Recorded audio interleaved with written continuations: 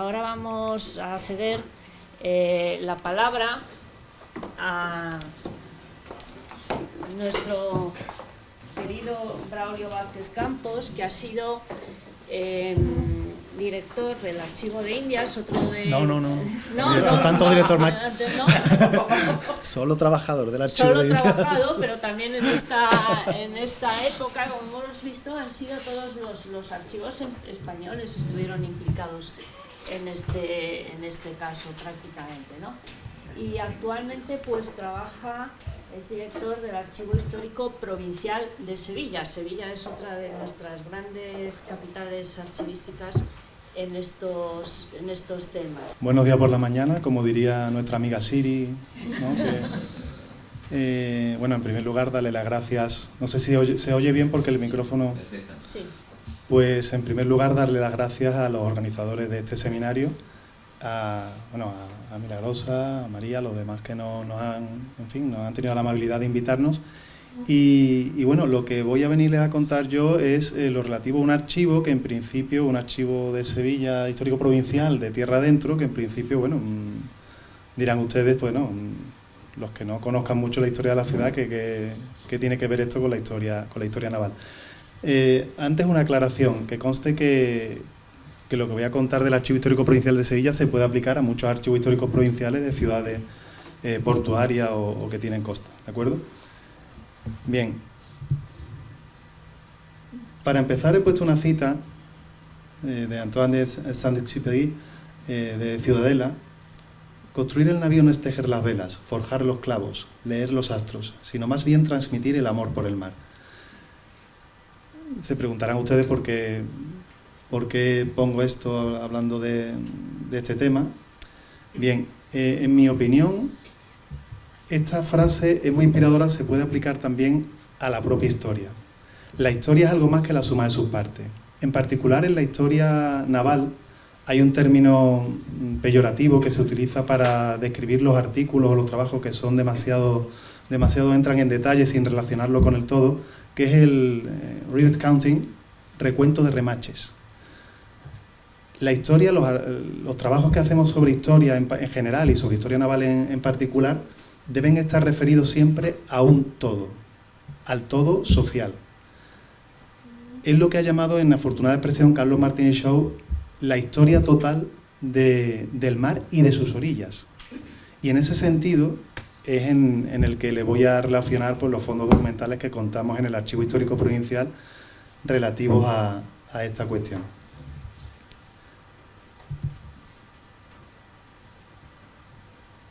Estos son los fondos principales de los que voy a hablarles hoy, en un breve repaso. En primer lugar, los protocolos notariales. En segundo lugar, una institución que ya veremos, ya explicaré su origen y la naturaleza de sus funciones, que es Escribanía de Marina. La Capitanía del Puerto de Sevilla, un fondo privado como es la Naviera Ibarra, que tenemos en depósito en el archivo, y otros fondos que si me da tiempo comentaré algo de la información que se puede sacar. Para empezar, bueno, aquí tenemos una famosa vista de Sevilla, un anónimo atribuido a Sánchez Coello, creo recordar, en el que se ve la tremenda actividad que podría tener Sevilla en el siglo XVII, porque Sevilla, a pesar de estar muy tierra adentro, siempre ha sido puerto de mar. De hecho, literalmente, cuando se fundó era puerto de mar. Hasta allí llegaba el mar en época fenicia, digamos, y poco a poco pues se fue colmatando ese enorme estuario que estaba a la salida del Guadalquivir, luego se fue rellenando, se fue haciendo una marisma, un gran río, y el río siempre ha sido navegable, bueno, fue navegable hasta Córdoba en la Edad Media y hasta Sevilla, pues todavía hoy barcos de cierto calado. Bien, Sevilla, como se pueden imaginar ustedes, al ser un puerto fluvial en el interior, y que permitía el paso de barcos de gran calado, pues se convirtió por esa circunstancia en un puerto ideal para, digamos, centralizar el comercio en época medieval, en la Baja Edad Media castellana. Se creó una infraestructura comercial, financiera, que la convirtió prácticamente en la capital económica de Castilla en la Baja Edad Media, y por eso se estableció allí pues, la capitalidad del comercio, del control. Bueno, perdón si me lo acerco mucho. Se estableció allí la capitalidad. No sé si esto es necesario. ¿Me oyen bien con mi...? ¿Sí? Vale. Yo lo que diga Joaquín Pérez Melero, eso es palabra de Dios para mí. Ya verán ustedes por qué cuando lo oigan hablar. Entonces, les decía que se estableció ahí la capital y se establecieron pues ciertas instituciones que controlaron el tráfico del comercio de pasajeros con América. Luego les hablará mi compañera Reyes Roja del Archivo General de India, les hablará sin duda de ese tipo de instituciones. Bien, pero ahí ven ustedes algo más. Bueno, si nos pudiéramos acercar, pues veríamos un heteróclito y barroco paisaje de profesionales, de personas de distintas categorías social, de distintas profesiones, calafates, carpinteros de ribera, comerciantes, arrieros.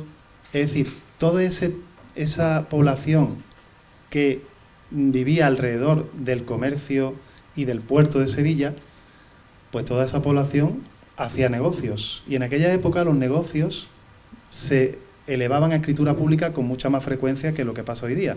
En el ámbito español, latino, hoy día pues no sé ustedes, pero si acaso vamos al notario pues para una herencia, para una hipoteca, ¿no? Lo más común, en fin, para unos asuntos muy puntuales. Pero en aquel momento el notariado, que bueno, ya estaba establecido en toda su tipología fundamental desde tiempos de Alfonso X, las 7 partidas, está perfectamente establecido.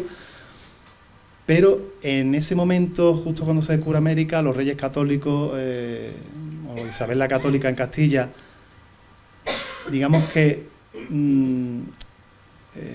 legisla y obliga a los notarios a recoger por escrito todas las escrituras matrices de esos negocios particulares, y de ese modo, año por año, todos los notarios tenían obligación de ordenar esas escrituras matrices, encuadernarlas y custodiarla como garantía de los negocios públicos y privados de los súbditos. De manera que ahí tenemos pues una cantidad de cualquier tipo de negocio que se les ocurra, desde contratos de aprendizaje, contratos para construir un Cristo que iba a ser trasladado a América, contratos de fletamento de los barcos,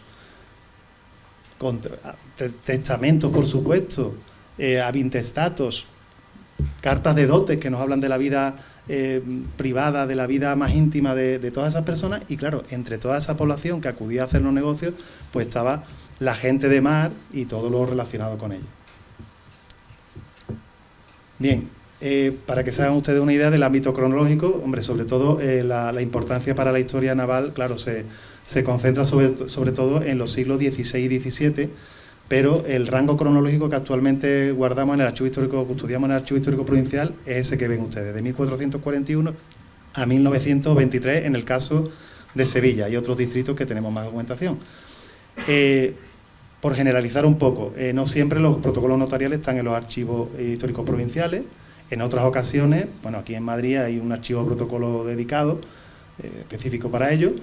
En otras ocasiones están en los archivos, no se han trasladado a los históricos provinciales, los archivos de distrito, incluso en archivos municipales se guardan este tipo de documentación.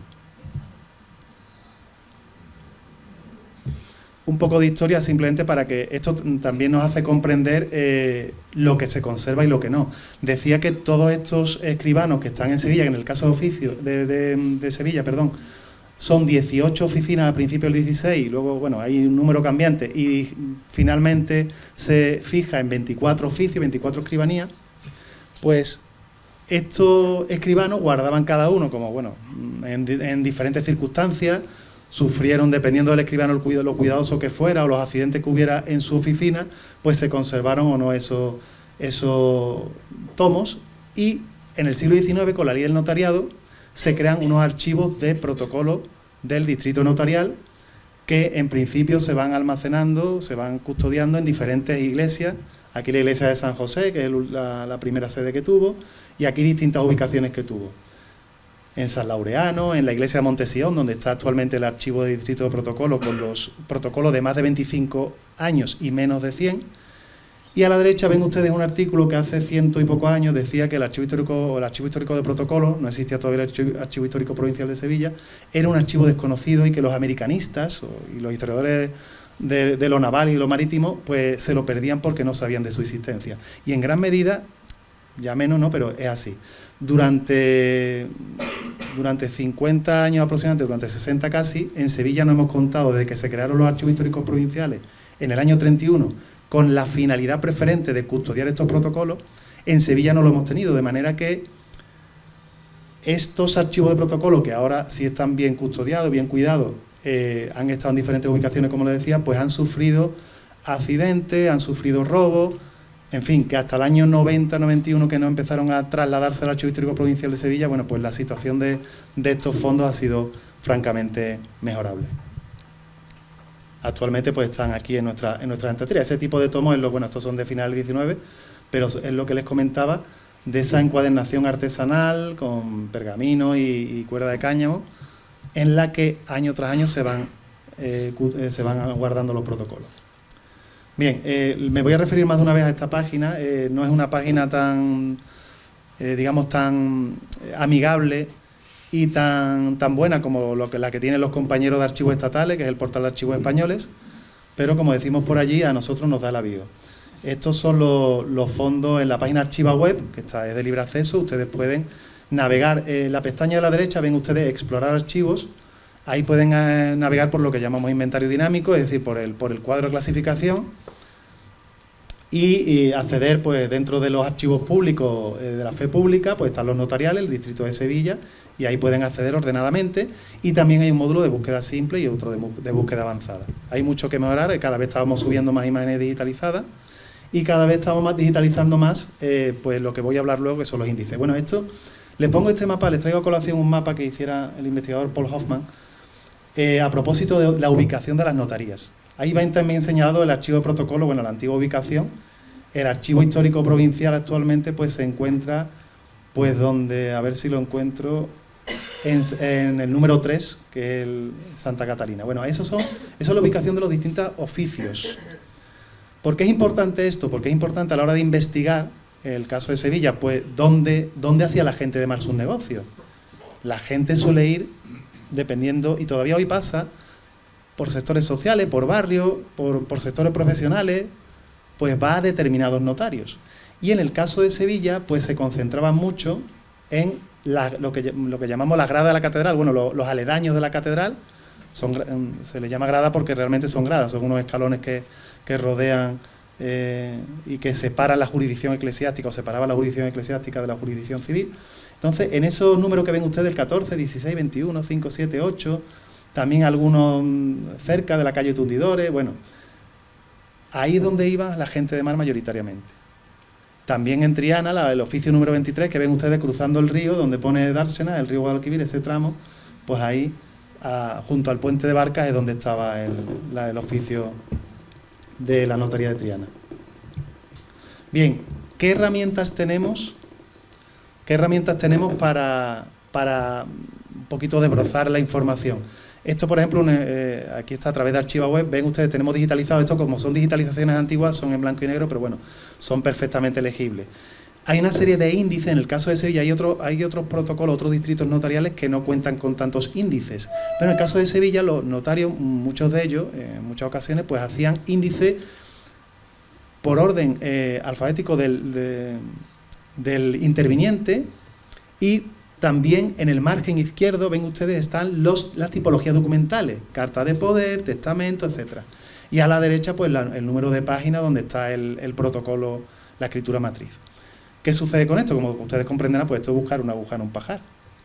Afortunadamente, tenemos otra herramienta debida a una fundación privada, fundada en los prolegómenos de la Exposición Iberoamericana de 1929 en Sevilla, que movió mucho a nivel cultural la ciudad. Pues un mecenas cubano, Rafael González de Abreu, primer vizconde de los Remedios, primer y último vizconde de los Remedios, pues fundó el Instituto Hispano-Cubano de Historia. Entonces este Instituto Hispano-Cubano de Historia, a partir de 1930, pagó, gracias a los fondos que dejó este mecenas, que de hecho todavía conserva la fundación, gracias a esos fondos permitió contratar a investigadores para publicar documentos relativos a la historia de América. En principio, de hecho, los 3 primeros tomos de esa colección se llaman documentos americanos en general relativos a la historia de América, pero luego, a partir de 1935, a partir del 4º tomo, nombre que se mantiene hasta la actualidad, ya fueron la colección de documentos en los archivos de protocolo relativos a América, documentos americanos en los archivos de protocolo. ¿Qué sucede con esta colección? Que tiene índices onomásticos, tiene índices de materia, tiene índices topográficos, de manera que todo ese paisaje humano que yo les comentaba, de fletadores, de comerciantes, de financieros, prestamistas, de miembros del consulado de mercaderes, de marineros, capitanes, cómitres, calafates, carpinteros de ribera, todos los profesionales que giran en torno a la construcción naval, la familia, los grandes olvidados de la historia naval, la familia de los marineros, esas viudas que se quedaban, que después iban a reclamar los sueldos de los hijos fallecidos en alta mar, todo eso, pues esta documentación, bueno, que llevan, para que se hagan una idea de los tomos que llevan desde 1935, los que se refieren a los protocolos, pues serán unos 12 tomos de 500 páginas cada uno. Y todavía quedan. Ahí, de hecho, está todavía un investigador de la Fundación, sigue investigando a día de hoy para seguir publicando. De manera que tienen ahí una tarea de desbroce aquellos investigadores interesados en la Sevilla de época moderna, esa Sevilla de los descubrimientos, esa Sevilla capital naval, pues tienen esa herramienta para poder seguir profundizando en estos estudios. Un ejemplo de lo que podemos tener, que no se lo espera uno en los protocolos notariales, por ejemplo, este es un mapa del ataque de Francis Drake a Cartagena de India en 1586. ¿Por qué? Porque en 1591, 5 años después, pues hay unos autos, hay unos testigos que presenta don Pedro Vique Manrique, que era el general encargado de rechazar el ataque, y su actuación fue puesta en entredicho. Entonces llama a testigos. Y en el folio 13 del interrogatorio, en esa pregunta 52, hace referencia a ese mapa pintado a la aguada, que bueno, muestra la disposición de los buques, de los buques, los 3.000 hombres de Drake que superaban a los españoles o a los castellanos en una proporción de 6-1, en fin. Tenemos, por ejemplo, la almoneda, es decir, la subasta, la nao Victoria, tan querida aquí en este foro, ¿no? La nao Victoria, cuando vuelve de la vuelta al mundo, desembarca el Cano con los otros 17 tripulantes y los 2 indígenas que venían de allí de las Molucas, que siempre se nos olvida, pues bajan y el barco se vacía de clavos, de especias, y el barco, ya vacío para sufragar los gastos de la expedición, se pone a subasta y se vende por 1/3 de su valor. ¿Pero cuál es el interés de este documento? Pues el interés de este documento es que, como se subasta, pues se describe el barco de pe a pa, desde el último clavo, del mástil que estaba roto, la vela que estaba en tal circunstancia, y entonces tenemos una fotografía estupenda de cómo la nao Victoria regresó. Se vendió precisamente para dar satisfacción. Ven ustedes ahí no sé si lo leen, el representante, quien la vende, el representante de Cristóbal de Haro, el factor de la casa de contratación, que había sido el financiero de la expedición, el financiero de Carlos V. Se la venden a un mercader genovés, la colonia genovesa era muy antigua en Sevilla. Hizo, por cierto, un par de viajes más la nao Victoria hasta que se hundió en medio del Atlántico. Uno de esos barcos de los que Pilar decía que estaban hundidos. Los miles de barcos que Castilla, España, tiene hundidos en el mar. O tenemos, por ejemplo, el testamento de Fernando de Magallanes, que es verdad que conservamos solo un fragmento. Y dirán, bueno, ustedes, el testamento, una aclaración, el testamento solo conservamos una página, es uno de esos casos en que la oficina donde se guarda el testamento, pues o no era muy cuidadosa, o tuvo accidente, o las ratas hicieron de la suya. En este caso, aprecian manchas de humedad, rotos. Afortunadamente tenemos la copia de la familia, precisamente está en el archivo de India. Entonces conocemos el contenido por eso. Entonces no solo conocemos cuestiones de mentalidad de estos marineros, sino también sus devociones, la religiosidad, que siempre es una cuestión que se nos olvida. En el mar, como en la guerra, pues la muerte te separa de ella una delgada línea. En el caso de los barcos, pues un delgado casco de madera o de metal. Y entonces ves precisamente las devociones, ya sea la del Cano, con su devoción al monasterio de la Santa Faja en Alicante, o Magallanes con el monasterio de Montserrat en Barcelona, o la Virgen de la Victoria en Triana, que era a la que ella, precisamente, la nueva Victoria se bautizó por esa Virgen, ¿no? A la que él tenía más devoción. Juan Sebastián, bueno, siento lo del nombre del Cano, ¿no? Siempre la polémica se le pone el nombre de Juan Sebastián Elcano porque se ha consolidado esa variante, pero él firmaba como Juan Sebastián del Cano. Bueno, sería muy largo hablar del motivo del origen de este apellido. Este, por ejemplo, es, antes de partir al viaje, como Juan Sebastián Elcano, y otro da poder a Juan de Acurio, otro de los participantes en el viaje de la Vuelta al Mundo, que es el contramaestre de la Nueva Concepción, y a otro carpintero, a dos hermanos suyos, y a un mercader, para que, si le pasa él algo, a la vuelta puedan cobrar. Esas relaciones de confianza, de amistad que hay entre los tripulantes, que, por cierto, los otros hicieron al revés, ¿no? Pues nombraron a Elcano también albacea. Ven ustedes, por ejemplo, en este caso, las galerías que se le ha formado al documento, que se comen la C del Cano, por los insectos bibliófagos, o por ejemplo otro testamento de Américo Vespucho. Pero bueno, les he traído aquí pues nombres que les suenan, pero lo que les digo, no deja de ser de mayor interés aún todos esos documentos de personas anónimas que iban trabajando alrededor del puerto de Sevilla. Pasamos a Escribanía de Marina. Bueno, ya se ha comentado aquí, bueno, vamos a las fechas extremas de 1601-1885, aunque realmente Escribanía de Marina es una institución dieciochesca, aunque con antecedentes en la Casa de Austria. Ya saben ustedes que hasta hace relativamente poco, hasta el siglo XIX, había jurisdicciones especializadas. Igual que había fuero de comercio, había fuero de marina. Entonces, la gente que tiene el fuero de marina, no solo militares, sino también civiles, tenían sus propios escribanos y sus propios jueces para dirimir los pleitos que les afectaban a ellos, que ya fuera crímenes violentos o pleitos comerciales, etc. Entonces, en el siglo XVIII, bueno, ya han hablado aquí de los departamentos marítimos, ya saben, Ferrol, Cartagena para el Mediterráneo y, bueno, Cádiz para Atlántico, suroeste y estrecho, pues se establece empieza a principios del XVIII con la llegada de los Borbones, en 1717, pero ya en 1748 con las ordenanzas y en 1751, cuando ya se reestructura un poco esa estructura de departamentos, se establecen las capitales de esos departamentos, en el caso del suroeste, en Cádiz, y hay una serie de intendentes que van gobernando las distintas provincias que componen estos departamentos. Hay una escribanía mayor para este tipo de cuestiones en Cádiz, pero hay escribanías en distintas capitales de provincia, como era el caso de Sevilla. Ese circulito verde que ven ustedes pues delimita un poco el término en el que tendría jurisdicción. Bueno, realmente Sevilla tenía jurisdicción en principio hasta Sanlúcar, pero bueno, los casos que tenemos documentados son desde Alcalá del Río hasta Coria del Río. O sea, río arriba, río abajo, unos 20 kilómetros alrededor de Sevilla. En este caso no tenemos una estructura. Les pongo aquí la tipología de series. No hemos conseguido, porque no tenemos información suficiente, hacer un cuadro de clasificación para delimitar las distintas funciones de las que se ocupaban. Tenemos una serie un listado de series documentales, pero se las pongo aquí para que tengan una idea de lo que pueden encontrarse. Hay certificaciones de documentos judiciales, concesión de licencias de construcción y arqueo de buques, expedientes de subasta, expedientes de sucesión, de testamentería y habintestato, gente que dejaba sin testar y se hacía cargo la escribanía de los bienes,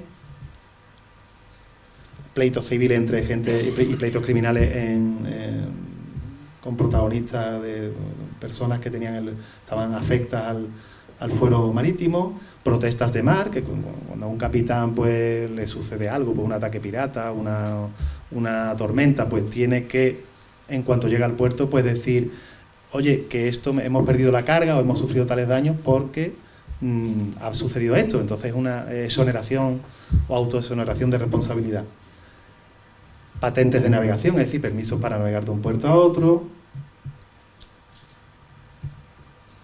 Bien, les traigo un par de ejemplos de lo que se pueden encontrar. Por ejemplo, en este caso, un comerciante, estamos en el siglo XVIII, estamos en tiempos de paz con Holanda, hay un comerciante sevillano que se querella contra Cornelio Bryce, que es un maestre de un navío holandés, que no le ha entregado cierta mercancía. Entonces, en este pleito, pues se describe con pelos y señales cómo el holandés alega que ha sido robado por los piratas ingleses, ¿no? Y entonces lo describe profusamente.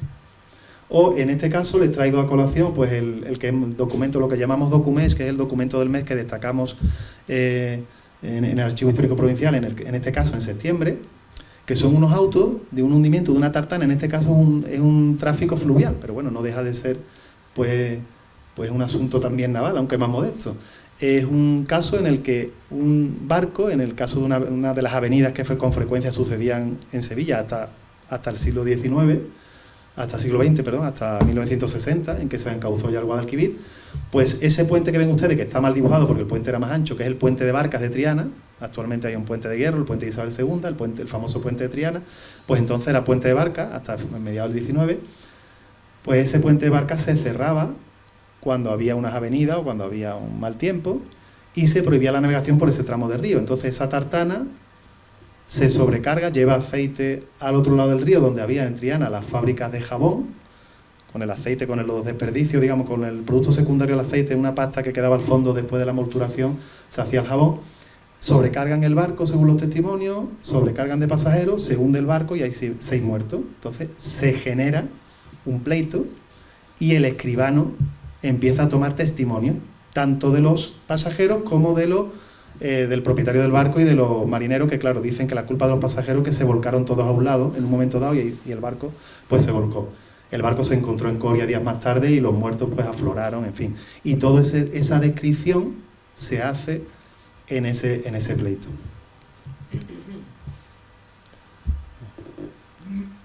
Capitanía del puerto, pues evidentemente siendo un puerto de Sevilla, bueno, ya saben además que bueno, Sevilla hasta... que me corrijan aquí los marinos presentes en la sala, hasta donde se notan las mareas, pues ahí la jurisdicción es marítima. Entonces, bueno, el puerto de Sevilla, ya digo, hombre, hay puertos de toda la vida, pero institucionalmente se crea una estructura de puerto en 1830, bueno, a principios del XIX, ya a mediados del siglo XIX se consolida. Y aquí sí tenemos un cuadro de clasificación más establecido, por ir un poco rápido y no aburrirlos, pero bueno, son cuestiones ya más burocráticas, pero no carentes de interés, claro. Ya ven que tienen tanto funciones de inspección marítima, tanto la construcción naval y el mantenimiento de los buques, la inspección radiomarítima, la inspección operativa.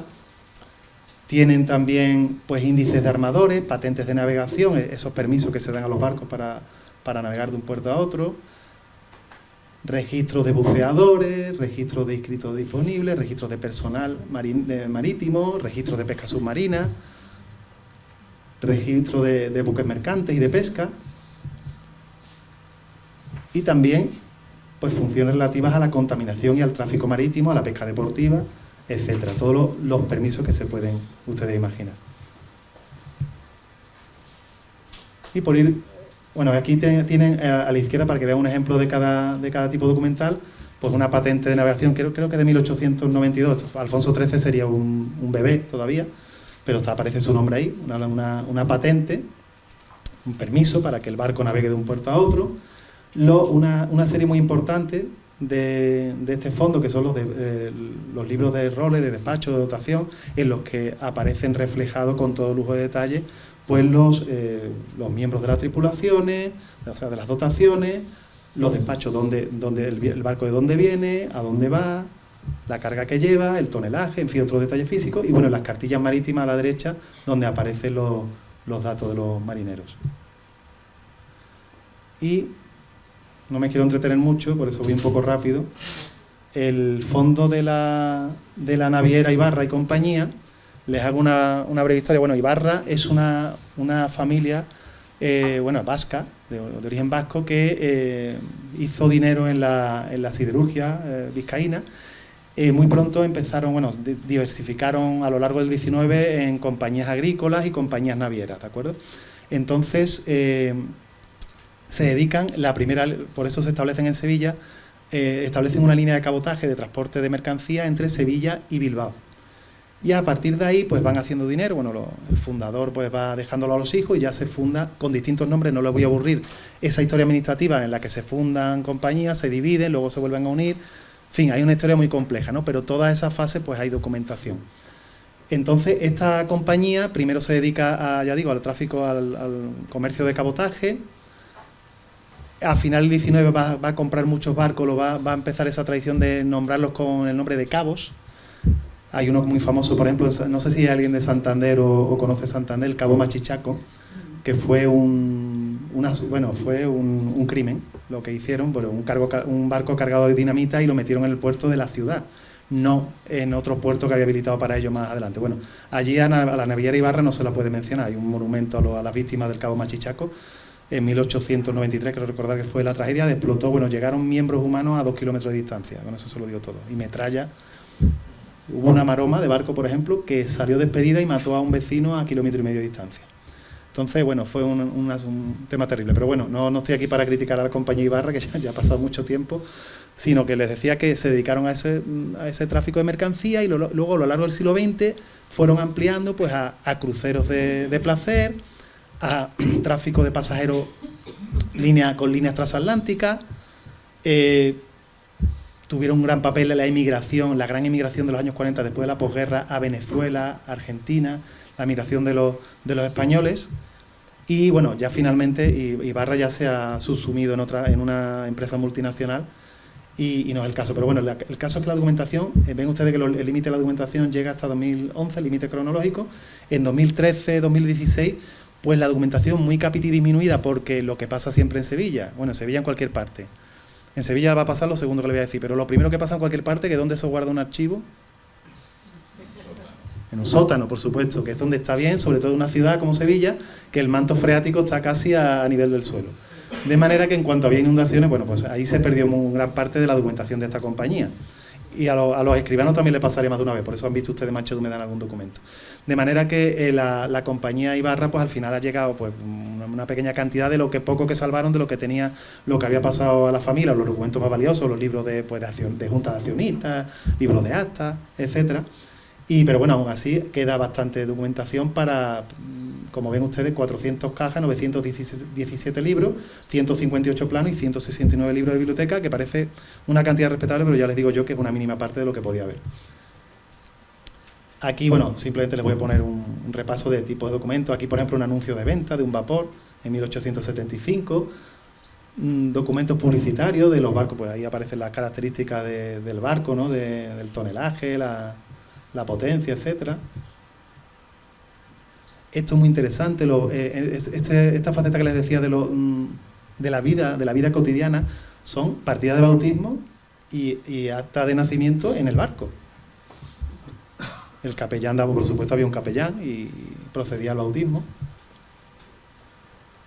La historia de la guerra civil, que es muy interesante, cómo en la guerra civil como es lógico, como pasó en los dos bandos, se nacionalizan o se expropian determinados buques y algunos tienen una vida muy interesante. Por ejemplo, en ese documento de la izquierda se puede apreciar pues el destino de cada buque a lo largo de la guerra. Pues hubo buques que sirvieron de prisión, por ejemplo en Sevilla hubo un buque prisión que se le expropió Ibarra. En Tarragona hubo 2 barcos que los republicanos en la zona republicana pues hicieron lo mismo. Hubo barcos que utilizaron para transportes que acabaron incluso primero en la guerra civil, luego se los apropiaron los soviéticos y acabaron en la Segunda Guerra Mundial hundidos en el Mar Negro por los nazis. En fin, son historias muy complejas las de estos buques. Algunos volvieron a manos de Ibarra y otros no. Aquí, por ejemplo, este buque es un hermano del Cabo Machichaco, que no recuerdo el nombre, pero sé que se hundió en el cabo del mismo nombre. Bueno, o sea, ahí se hundió por la niebla, es un documento fotográfico, por ejemplo. Se salvó toda la tripulación, por cierto, en 1886. Y esto es un buque que en el año 42, el Cabo Villano, que impresiona ver las fichas de estos hombres con la fotografía diciendo bueno que se perdieron en el año 42, tuvieron comunicación por radio, no hubo constancia de ningún problema la noche antes, pero en el año 1942 desaparecieron frente a las costas de Brasil. Entonces están las fichas de esto y claro, con las anotaciones, estas no se llevaban lógicamente en el mismo barco, esto lo llevaba la compañía en las oficinas centrales. Y por ejemplo el Cabo Hatteras, que es un barco que tuvo bueno, aquí lo digo porque tenemos una colección de planos bastante interesante, sobre todo para los especialistas en construcción naval. Este barco de principios del 20, que en 1926-27 creo recordar, se hundió frente, bueno, un incendio frente a las costas estadounidenses, creo que era en Virginia, y salió ardiendo y lo tuvo que hundir un cañonero estadounidense para... Bueno, se salvó gran parte de la tripulación. Y eso es todo. Los otros fondos, ya les digo, tienen menos. Los otros fondos que les decía, un simple apunte, la fábrica de tabaco, por ejemplo, que también tenemos los fondos en el Archivo Histórico Provincial de Sevilla. Ahí, por ejemplo, hay trazas del comercio de tabaco con Filipinas y, por lo tanto, también de la actividad naval en ese sentido. Y con esto me despido. Muchas gracias.